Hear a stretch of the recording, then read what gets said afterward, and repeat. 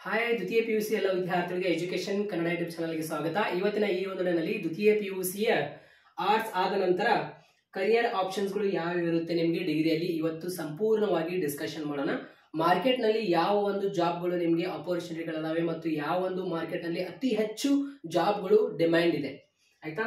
ಈ ಕೋರ್ಸ್ಗಳು ಯಾವ ನಿಮಗೆ ಮುಂದೆ ಜಾಬ್ಗಳು ಕೊಡುತ್ತೆ ಎಲ್ಲ ಇವತ್ತು ಈ ಒಂದು ದಿನದಲ್ಲಿ ನಾವು ತಿಳಿದುಕೊಳ್ಳೋಣ. ಎಲ್ಲ ವಿದ್ಯಾರ್ಥಿಗಳು ಈ ಒಂದು ಶೇರ್ ಮಾಡಿ. ಇದುವರೆಗೆ ನಮ್ಮ ಎಜುಕೇಶನ್ ಕನ್ನಡ ಯೂಟ್ಯೂಬ್ ಚಾನಲ್ ಯಾರು ಸಬ್ಸ್ಕ್ರೈಬ್ ಇಲ್ಲ ಅಂದ್ರೆ ಚಾನಲ್ಗೆ ಸಬ್ಸ್ಕ್ರೈಬ್ ಆಗಿರಿ, ಹಾಗೆ ಬೆಲ್ ಮೇಲೆ ಕ್ಲಿಕ್ ಮಾಡಿ. ಪ್ರತಿಯೊಂದು ನಿಮಗೆ ತಪ್ಪದೆ ಬರುತ್ತೆ. ಇವಾಗ ಪ್ರೆಸೆಂಟ್ ಮಾರ್ಕೆಟ್ ನಲ್ಲಿ ಯಾವ ಒಂದು ಸ್ಕಿಲ್ ಇಂಪ್ರೂವ್ಮೆಂಟ್ ನಾವು ಮಾಡ್ಕೋಬೇಕು ಆಯ್ತಾ, ನಮಗೆ ಜಾಬ್ ಈಸಿಲಿ ಸಿಗ್ಬೇಕಂದ್ರೆ ಕೈಯಲ್ಲಿ. ಸೊ ಇವತ್ತಿನ ಈ ಒಂದು ದಿನದಲ್ಲಿ ಅದು ಆರ್ಟ್ಸ್ ಆಗಿರಬಹುದು, ಕಾಮರ್ಸ್ ಆಗಿರಬಹುದು ಮತ್ತು ಸೈನ್ಸ್ ಎಲ್ಲ ವಿದ್ಯಾರ್ಥಿಗಳು ಕೂಡ ಈ ಕೋರ್ಸ್ ಮಾಡಬಹುದು. ಇವಾಗ ಕಾಮರ್ಸ್ ವಿದ್ಯಾರ್ಥಿಗಳ ಕೋರ್ಸ್ಗಳು ಇವಾಗ ಬಿಕಾಮ್ ಆಗಿರಬಹುದು, BBA ಆಗಿರಬಹುದು, ಇವೆಲ್ಲ ಕೋರ್ಸ್ಗಳು ಏನಿದೆಯಲ್ಲ ಆರ್ಟ್ಸ್ ವಿದ್ಯಾರ್ಥಿಗಳು ಕೂಡ ಮಾಡಬಹುದು ಆಯ್ತಾ. ಇವಾಗ BA ಕಾಮರ್ಸ್ ವಿದ್ಯಾರ್ಥಿಗಳು ಕೂಡ ಮಾಡಬಹುದು. ಬಟ್ ಇಲ್ಲಿ ಕಷ್ಟ ಏನಾಗುತ್ತೆ ಅಂದ್ರೆ ಇವಾಗ ಆರ್ಟ್ಸ್ ವಿದ್ಯಾರ್ಥಿಗಳು ಒಮ್ಮೆಗಳೇ ಬಿಕಾಮ್ ಮಾಡಿಬಿಟ್ರೆ ಅವರಿಗೆ ಬಹಳ ಕಷ್ಟ ಆಗುತ್ತೆ. ಯಾಕೆಂದ್ರೆ ಬಿಕಾಮ್ ನಲ್ಲಿ ಏನ್ ಬರುತ್ತೆ, GST ಸಬ್ಜೆಕ್ಟ್ ಬರುತ್ತೆ, ಇನ್ಕಮ್ ಟ್ಯಾಕ್ಸ್ ಬರುತ್ತೆ, ಅದೇ ರೀತಿ ಕಾರ್ಪೊರೇಟಿಂಗ್ ಅಕೌಂಟಿಂಗ್ ಬರುತ್ತೆ, ಇಲ್ಲಾಂದ್ರೆ ಫೈನಾನ್ಷಿಯಲ್ ಅಕೌಂಟಿಂಗ್ ಅಂತ ಬರುತ್ತೆ ಆಯ್ತಾ, ಮತ್ತು ಕಾಸ್ಟ್ ಅಕೌಂಟಿಂಗ್ ಅಂತ ಬರುತ್ತೆ, ಮತ್ತು ಫೈನಾನ್ಷಿಯಲ್ ಮಾರ್ಕೆಟ್ ಅಂತ ಬರುತ್ತೆ. ಅದೆಲ್ಲ ನಿಮ್ಗೆ ಬಹಳ ಸ್ವಲ್ಪ ಕಷ್ಟ ಆಗ್ಬಿಡುತ್ತೆ. ಎಕನಾಮಿಕ್ಸ್ ಬರುತ್ತೆ ಅಲ್ಲಿ, ಮತ್ತು ಬಿಸ್ನೆಸ್ ಅಂಡ್ ಲಾ ಕಮ್ಯುನಿಕೇಶನ್ ಅಂತ ಬರುತ್ತೆ. ಸೊ ಈ ರೀತಿ ಎಲ್ಲ ಅಲ್ಲಿ ಸಬ್ಜೆಕ್ಟ್ಗಳು ಬರುತ್ತೆ, ನಿಮ್ಗೆ ಕಷ್ಟ ಆಗ್ಬಿಡುತ್ತೆ. ಯಾಕೆಂದ್ರೆ ಕಾಮರ್ಸ್ ವಿದ್ಯಾರ್ಥಿಗಳಿಗೆ ಸ್ವಲ್ಪ ಬೇಸಿಕ್ ನಾಲೆಜ್ ಇರುತ್ತೆ. ಸೆಕೆಂಡ್ PUC ನಲ್ಲಿ ಅವರು ಆಲ್ರೆಡಿ ಸ್ಟಡಿ ಮಾಡಿರ್ತೀರ ಆಯ್ತಾ, ಅವರಿಗೆ ಬಹಳ ಈಸಿ ಆಗ್ಬಿಡುತ್ತೆ ಬಿಕಾಮ್. ಆರ್ಟ್ಸ್ ಎಲ್ಲ ವಿದ್ಯಾರ್ಥಿಗಳಿಗೆ ಬಹಳ ಕಷ್ಟ ಆಗ್ಬಿಡುತ್ತೆ. ಕಾಮರ್ಸ್ ವಿದ್ಯಾರ್ಥಿಗಳಿಗೆ BA ಏನಿದೆಲ್ಲ ಬಹಳ ಈಸಿ ಆಗ್ಬಿಡುತ್ತೆ. ಯಾಕಂದ್ರೆ ಅವರಿಗೆ ಈ ಥಿಯರಿ ವಿಷಯಗಳು ಇರುತ್ತೆ.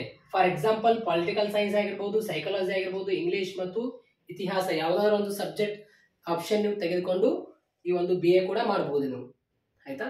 ಸೊ ಕಾಮರ್ಸ್ ವಿದ್ಯಾರ್ಥಿಗಳಿಗೆ ಇಲ್ಲಿ ಡಿಫಿಕಲ್ಟ್ ಆಗಲ್ಲ BA. ಬಟ್ ಕಾಮರ್ಸ್ ಎಲ್ಲ ವಿದ್ಯಾರ್ಥಿಗಳು ಯಾವ ಒಂದು ಕೋರ್ಸ್ ಮಾಡಬೇಕು ಅದರ ಮೇಲೆ ಸಂಪೂರ್ಣವಾಗಿ ಇನ್ನೊಂದು ಈ ಒಂದು ಆದ ತಕ್ಷಣ ಒಂದು ವಿಡಿಯೋ ಮಾಡ್ತೀನಿ, ಡೋಂಟ್ ವರಿ. ಇವಾಗ ಸೆಕೆಂಡ್ PUC ಆರ್ಟ್ಸ್ ಆದ ನಂತರ ಯಾವ ಒಂದು ಕರಿಯರ್ ಆಪ್ಷನ್ಸ್ ಗಳಾದವೆ ಡಿಗ್ರಿಯಲ್ಲಿ ಇವತ್ತು ಈ ಒಂದು ವಿಡಿಯೋನಲ್ಲಿ ತಿಳಿದುಕೊಳ್ಳೋಣ.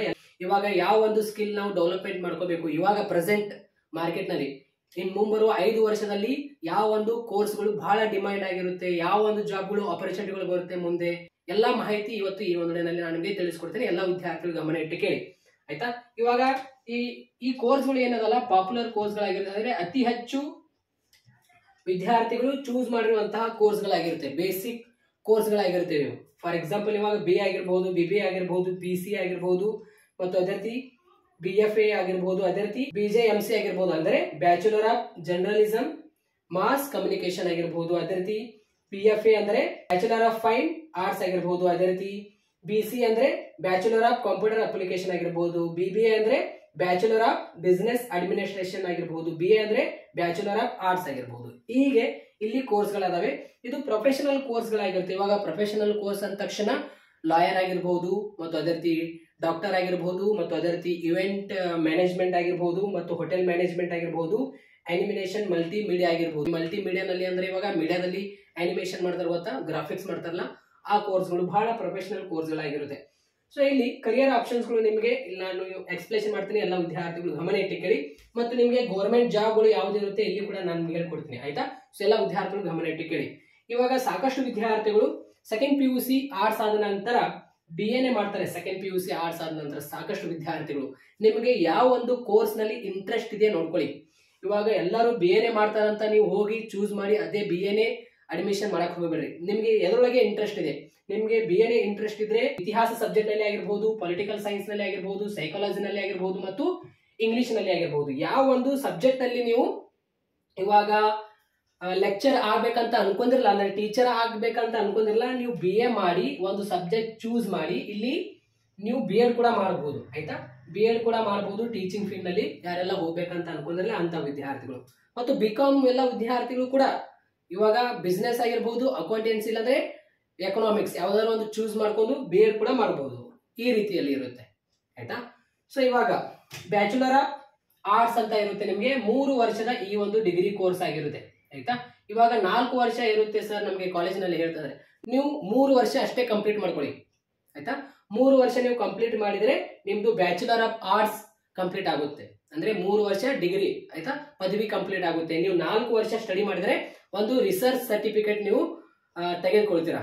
ಮತ್ತೆ ನೀವು 2 ವರ್ಷ ಏನಿದೆಯಲ್ಲ MA ಕೂಡ ಇರುತ್ತೆ ನಿಮಗೆ. ಮಾಸ್ಟರ್ ಆಫ್ ಆರ್ಟ್ಸ್ ಅಂತ ಇರುತ್ತೆ ಆಯ್ತಾ. ಈ ಒಂದು 3 ವರ್ಷ BA ಆದ ತಕ್ಷಣ ನೀವು ಮಾಸ್ಟರ್ ಆಫ್ ಆರ್ಟ್ಸ್ ಕೂಡ ಮಾಡಬಹುದು. 2 ವರ್ಷದ ಅವಧಿಯ ಕೋರ್ಸ್ ಆಗಿರುತ್ತೆ ಅದು. ಅಂದ್ರೆ ಡಿಗ್ರಿ ಅಂದ್ರೆ ಅದು ಪೋಸ್ಟ್ ಡಿಗ್ರಿ ಆಗಿರುತ್ತೆ ಆಯ್ತಾ, ಡಬಲ್ ಡಿಗ್ರಿ ಆಗಿರುತ್ತೆ. ಇವಾಗ ಈ ಒಂದು BA ಆದ ತಕ್ಷಣ ಎಲ್ಲ ವಿದ್ಯಾರ್ಥಿಗಳು ಅದರ ಜೊತೆಗೆ ನೀವು ಪೊಲೀಸ್ ಕಾನ್ಸ್ಟೇಬಲ್ ಆಗಿರಬಹುದು ಮತ್ತು ಫಾರೆಸ್ಟ್ ಡಿಪಾರ್ಟ್ಮೆಂಟ್ ನಲ್ಲಿ ಇರುವಂತಹ ವೇಕೆನ್ಸಿಗಳು ಕರೆದಿರ್ತಾರೆ. ಅಬಕಾರಿ ಆಗಿರಬಹುದು ಮತ್ತು ಕಾನ್ಸ್ಟೇಬಲ್ ನಲ್ಲಿ PC ಮತ್ತು ಸಿವಿಲ್ ಪೊಲೀಸ್ ಈ ರೀತಿ ಜಾಬ್ಗಳು ಇರುತ್ತೆ ನಿಮಗೆ. ಮತ್ತು KSRP ಆಗಿರಬಹುದು, ಫುಡ್ ಡಿಪಾರ್ಟ್ಮೆಂಟ್ ನಲ್ಲಿ ಆಗಿರಬಹುದು, ಈ ರೀತಿ ಜಾಬ್ಗಳು ಇರುತ್ತೆ. ಸಾಕಷ್ಟು ವಿದ್ಯಾರ್ಥಿಗಳು ಇವಾಗ ಡಿಗ್ರಿ ಜೊತೆನೆ ಕಾಂಪಿಟೇಟಿವ್ ಎಕ್ಸಾಮ್ಗೆ ಪ್ರಿಪೇರ್ ಆಗಬೇಕಾಗಿರುತ್ತೆ ಆಯ್ತಾ.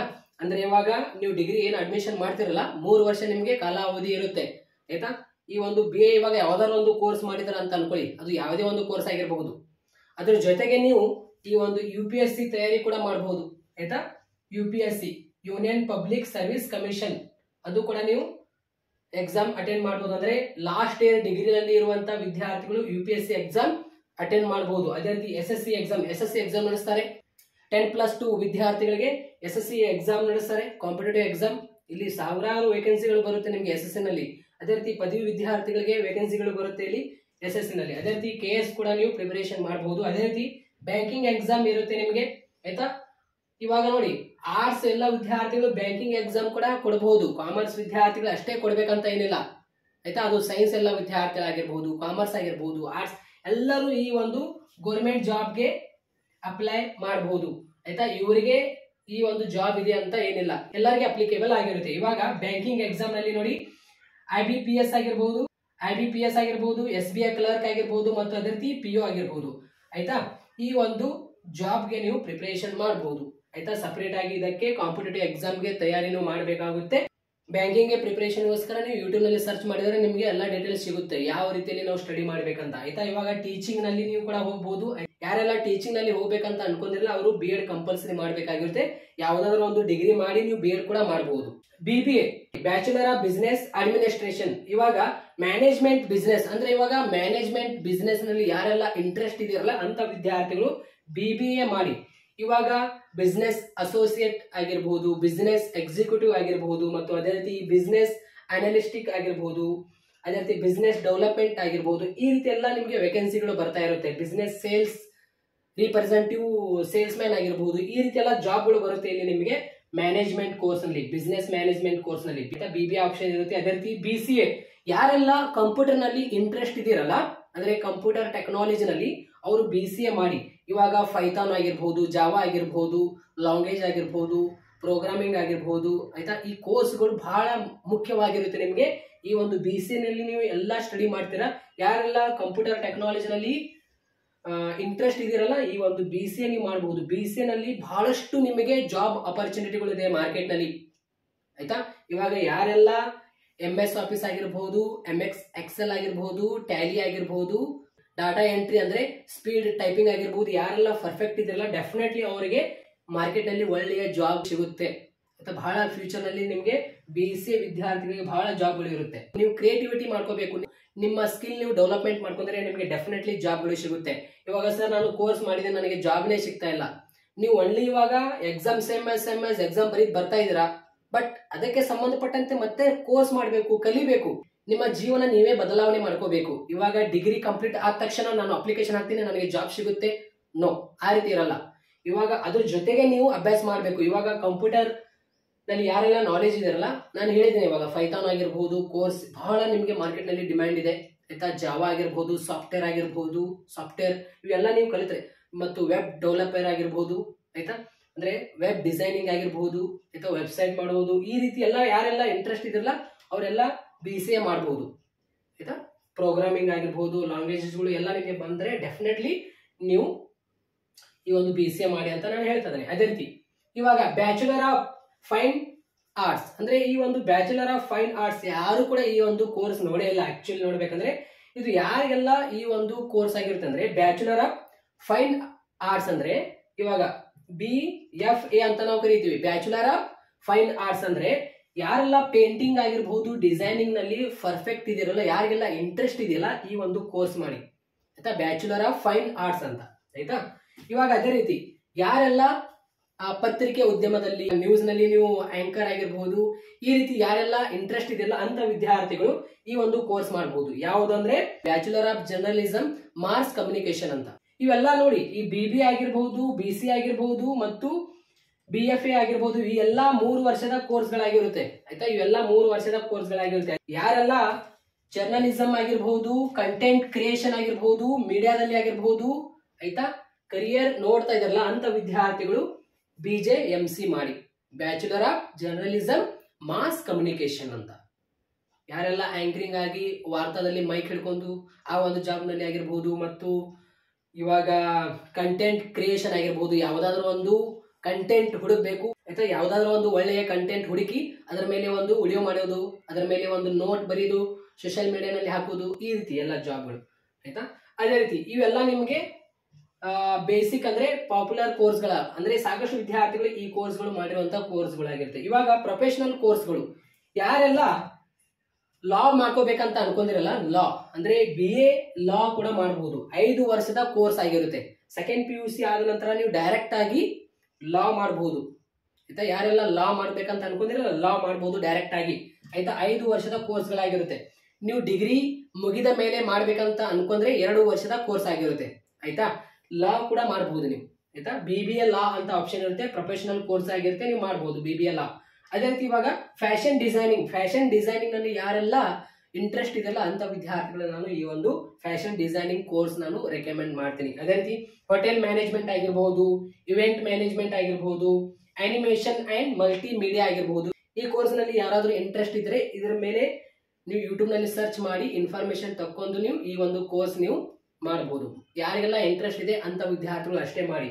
ಇವಾಗ ನಿಮಗೆ ಗೌರ್ಮೆಂಟ್ ಜಾಬ್ಗಳು ಇರುತ್ತೆ ಅಂತ ಹೇಳಿದ್ರೆ UPSC ಎಕ್ಸಾಮ್ ನೀವು ಕೊಡಬಹುದು, ಮತ್ತು SSC ಎಕ್ಸಾಮ್ ಕೊಡಬಹುದು, ಅದೇ ರೀತಿ KS ಎಕ್ಸಾಮ್ ನೀವು ಕೊಡಬಹುದು, ಅದೇ ರೀತಿ ಬ್ಯಾಂಕಿಂಗ್ ಎಕ್ಸಾಮ್ ಕೂಡ ನೀವು ಕೊಡಬಹುದು, IBPS ಆಗಿರಬಹುದು, SBI ಕ್ಲರ್ಕ್ ಆಗಿರಬಹುದು, PO ಆಗಿರಬಹುದು. ಮತ್ತು ಯಾರೆಲ್ಲ ಟೀಚಿಂಗ್ ಫೀಲ್ಡ್ ನಲ್ಲಿ ಹೋಗ್ಬೇಕಂತ ಅನ್ಕೊಂಡಿಲ್ಲ ಅವರು ಕಂಪಲ್ಸರಿ BEd ಮಾಡಬೇಕಾಗಿರುತ್ತೆ.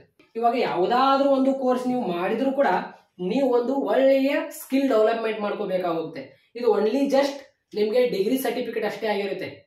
ಇವಾಗ ಯಾವುದಾದ್ರೂ ಒಂದು ಜಾಬ್ ಕರೆದಿದಾರಂದ್ರೆ ಎನಿ BA ಆಗಿರಬಹುದು, ಎನಿ BA ಕ್ಯಾಂಡಿಡೇಟ್ ಅಪ್ಲೈ ಆಗಿರಬಹುದು, ಎನಿ ಡಿಗ್ರಿ ಅಂದ ತಕ್ಷಣ ಎಲ್ಲರೂ ಅಪ್ಲಿಕೇಬಲ್ ಆಗಿರ್ತಾರೆ. ಸೊ ಅದಕ್ಕೆ ಈ ಒಂದು ಡಿಗ್ರಿ ಸರ್ಟಿಫಿಕೇಟ್ ಅಷ್ಟೇ ನಾವು ನಮ್ಮ ಜೀವನ ನಾವು ಬದಲಾವಣೆ ಮಾಡ್ಕೋಬೇಕಾಗುತ್ತೆ. ಇಲ್ಲಿ ಮಾರ್ಕೆಟ್ ನಲ್ಲಿ ಯಾವುದು ಜಾಬ್ಗಳು ಅಪರ್ಚುನಿಟಿ ಇದೆ, ಯಾವುದು ಡಿಮ್ಯಾಂಡ್ ಇದೆ, ಬನ್ನಿ ಇವಾಗ ತಿಳಿದುಕೊಳ್ಳೋಣ. ಇಲ್ಲಿ ನಾನು ನಿಮಗೆ ಸ್ಕ್ರೀನ್ ಮೇಲೆ ತೋರಿಸ್ತೀನಿ. ಇವಾಗ ಇಲ್ಲಿ ಎಲ್ಲ ವಿದ್ಯಾರ್ಥಿಗಳಿಗೆ ನಾನು ಬೆಸ್ಟ್ ಕೋರ್ಸಸ್ಗಳು, ಆಯ್ತಾ, ಮತ್ತು ಜಾಬ್ ಅಪರ್ಚುನಿಟಿಗಳು ಇರುವಂತಹ ಇಲ್ಲಿ ಕೋರ್ಸ್ಗಳು ನಾನು ನಿಮಗೆ ರೆಕಮೆಂಡ್ ಮಾಡ್ತೀನಿ. 1ನೇ ಕೋರ್ಸ್ ಬಂದ್ಬಿಟ್ಟು ಕಂಪ್ಯೂಟರ್ ಕೋರ್ಸ್ಗಳಾಗಿರುತ್ತೆ.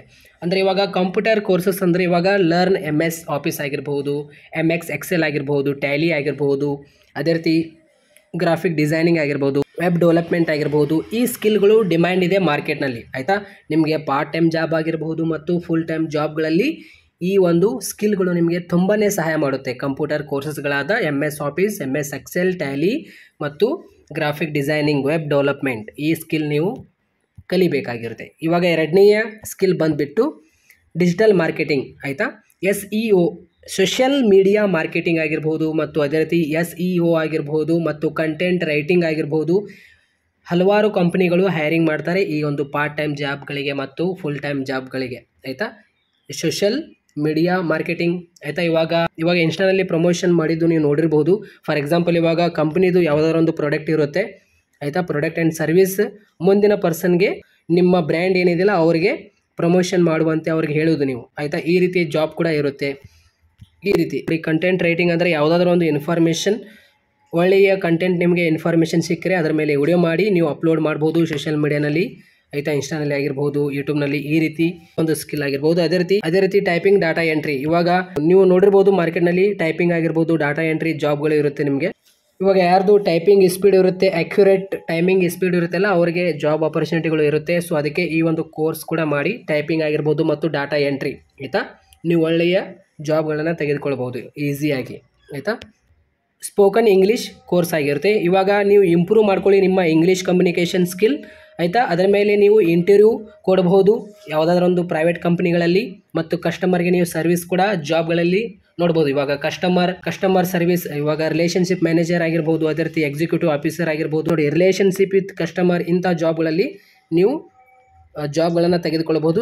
ಫ್ರೀಲ್ಯಾನ್ಸಿಂಗ್ ಪ್ಲ್ಯಾಟ್ಫಾರ್ಮ್ ಈ ಒಂದು ಕೋರ್ಸ್ ಏನಿದಿಲ್ಲ ಸಂಪೂರ್ಣವಾಗಿ ಆನ್ಲೈನ್ ಇರುತ್ತೆ. ಇವಾಗ ಅಪ್ವರ್ಕ್ ಆಗಿರ್ಬೋದು ಮತ್ತು ಅದೇ ರೀತಿ ಫೀವರ್ ಆಗಿರ್ಬೋದು, ಫ್ರೀಲ್ಯಾನ್ಸರ್ ರೈಟಿಂಗ್ ಬರ್ತಿದ್ರೆ, ವಿಡಿಯೋ ಎಡಿಟಿಂಗ್ ಬರ್ತಿದ್ರೆ, ಡಿಸೈನಿಂಗ್ ಮಾಡೋಕ್ಕೆ ಬರ್ತಿದ್ದಂದರೆ ಆಯಿತಾ, ಫೋಟೋ ಎಡಿಟಿಂಗ್ ಬರ್ತಿತ್ತಂದರೆ ನೀವು ಈ ಒಂದು ಪ್ಲ್ಯಾಟ್ಫಾರ್ಮ್ಗಳಾದ ಯಾವುದು ಅಪ್ವರ್ಕ್ ಆಗಿರ್ಬೋದು, ಫೀವರ್ ಆಗಿರ್ಬೋದು ಆ್ಯಂಡ್ ಫ್ರೀಲ್ಯಾನ್ಸರ್ ಈ ಒಂದು ವೆಬ್ಸೈಟ್ನಲ್ಲಿ ಹೋಗಿ ನೀವು ನಿಮ್ಮ ಐ ಡಿ ಕ್ರಿಯೇಟ್ ಮಾಡಿ ಡಿಜಿಟಲಿ ನೀವು ನಿಮ್ಮ ವಿಡಿಯೋ ಎಡಿಟಿಂಗ್ ಆಗಿರ್ಬೋದು, ಡಿಸೈನಿಂಗ್ ಆಗಿರ್ಬೋದು ಮತ್ತು ರೈಟಿಂಗ್ ನೀವು ತೋರಿಸ್ಬೋದು. ಮುಂದಿನ ಕ್ಲೈಂಟ್ ನೋಡ್ತಾರೆ, ನೋಡಿ ನಿಮಗೆ ವಿಡಿಯೋ ಎಡಿಟಿಂಗ್ ರೆಡಿ ಮಾಡಿ ಕೊಡಿ ಅಂತ ನಿಮಗೆ ಕ್ಲೈಂಟ್ ಕೇಳ್ತಾರೆ, ನೀವು ಚಾರ್ಜ್ ಮಾಡ್ಬೋದು ಅವ್ರಿಗೆ. ಈ ರೀತಿಯಲ್ಲಿ ಪ್ಲ್ಯಾಟ್ಫಾರ್ಮ್ನಲ್ಲಿ ನಿಮಗೆ ಜಾಬ್ಗಳು ಸಿಗುತ್ತೆ. ಅದೇ ರೀತಿ ಟೀಚಿಂಗ್ ಟ್ಯೂಷನ್, ಇವಾಗ ನೀವು ಒಳ್ಳೆಯ ಯಾವುದಾದ್ರೂ ಒಂದು ಸಬ್ಜೆಕ್ಟ್ನಲ್ಲಿ ಜ್ಞಾನವನ್ನು ಹೊಂದಿದರೆ ಆ ಒಂದು ಸಬ್ಜೆಕ್ಟಿಗೆ ಸಂಬಂಧಪಟ್ಟಂತೆ ನೀವು ಟ್ಯೂಷನ್ ಕೂಡ ತೆಗೆದುಕೊಳ್ಳಬಹುದು ನಿಯರ್ ಬೈ, ಅಂದರೆ ನಿಮ್ಮ ಮನೆಯಲ್ಲೇ ಆಯಿತಾ. ಸೊ ಎಲ್ಲ ವಿದ್ಯಾರ್ಥಿಗಳು ಗೊತ್ತಾಯ್ತಾ. ಈ ರೀತಿಯಲ್ಲಿ ನಿಮಗೆ ಪಾರ್ಟ್ ಟೈಮ್ ಆಗಿ ವರ್ಕ್ ಇರುತ್ತೆ, ಪಾರ್ಟ್ ಟೈಮ್ ಆಗಿ ಅರ್ನಿಂಗ್ ಕೂಡ ಮಾಡಬಹುದು ಡಿಗ್ರಿ ಜೊತೆಗೆ. ಸ್ಕಿಲ್ಗಳು ಯಾವ್ಯಾವ ಇರುತ್ತೆ ಅಂತ ಎಲ್ಲ ಹೇಳಿದ್ದೀನಿ. ಸೊ ಎಲ್ಲ ವಿದ್ಯಾರ್ಥಿಗಳು ಗೊತ್ತಾಯ್ತಾ. ಸೊ ಎಲ್ಲ ವಿದ್ಯಾರ್ಥಿಗಳಿಗೆ ಈ ಒಂದು ಶೇರ್ ಮಾಡಿ. Thank you so much.